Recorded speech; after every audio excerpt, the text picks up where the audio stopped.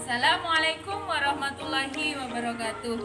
Anak-anak yang solih dan solihah yang sedang belajar di rumah, saya harap teman-teman tetap dalam keadaan 4S ya, dalam keadaan sehat, sabar, syukur, dan semangat. Nah, pada pertemuan kali ini Ustazah akan mengajarkan materi yang baru kepada teman-teman, yaitu tentang menjaga dan merawat lingkungan.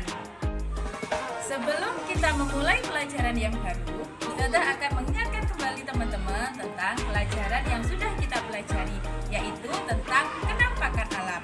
Kenampakan alam teman-teman dibagi menjadi dua, yaitu kenampakan alam alami dan juga kenampakan alam buatan. Nah, kenampakan alam ini dibagi menjadi dua lagi, yaitu daratan dan juga perairan. Teman-teman masih ingat kan kenampakan alam yang ada di daratan? Contohnya ada gunung, ada bukit, ada pegunungan, ada pantai, dan juga ada lembah. Kemudian yang di perairan ada laut, ada danau, ada rawa, dan juga ada sungai. Nah, kenampakan buatan atau yang biasa kita sebut dengan lingkungan buatan terdiri dari rumah, sekolah, gedung perkantoran, jalan layang, dan juga sawah.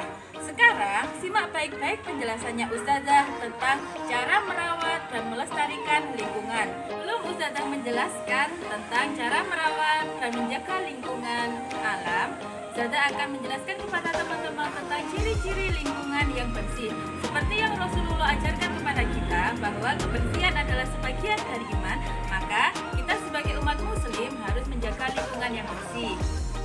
Ciri-ciri lingkungan sehat dan tidak sehat. Nah, sekarang Ustazah akan menjelaskan terlebih dahulu tentang ciri-ciri lingkungan sehat. Yang pertama, udara bersih dan segar. Jadi tidak terdapat polusi atau asap-asap yang pengap ya. Yang kedua, tidak ada sampah berserakan. Lingkungannya bersih, tidak ada sampah. Selanjutnya, banyak tumbuhan hijau. Jadi di lingkungan yang sehat itu keadaannya itu asri, banyak pohon-pohonnya. Kemudian saluran air lancar dan tidak mampet. Selanjutnya Ustazah akan menjelaskan tentang ciri-ciri lingkungan tidak sehat. Yang pertama, banyak sampah berserakan. Kemudian timbul bau tidak sedap. Setelah itu banyak polusi udara. Biasanya polusi ini berasal dari pabrik dan juga kendaraan yang ada di jalan raya. Kemudian keadaan tanahnya gersang, tidak ada tanaman atau pohon-pohon yang ada di lingkungan tersebut. Kemudian banyak sekali genangan air. Sekarang Ustazah akan menjelaskan tentang cara memelihara lingkungan. Yang pertama, melakukan reboisasi.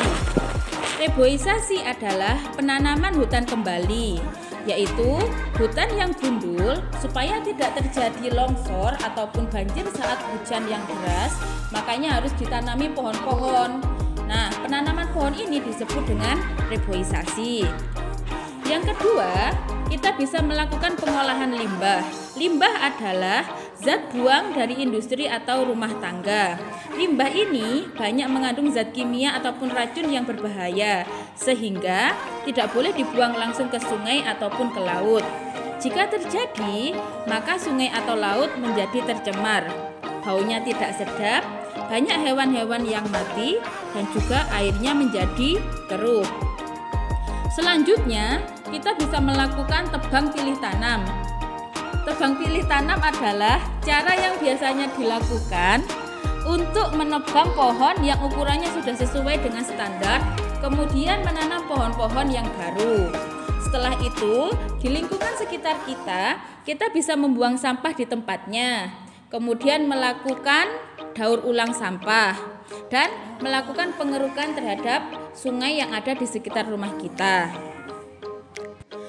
Nah, teman-teman, apabila kita tidak merawat dan melestarikan lingkungan, maka kita akan mendapatkan akibat yang tidak baik. Contohnya adalah jika kita terus-terusan menebang pohon yang ada di hutan, maka akan terjadi bencana tanah longsor.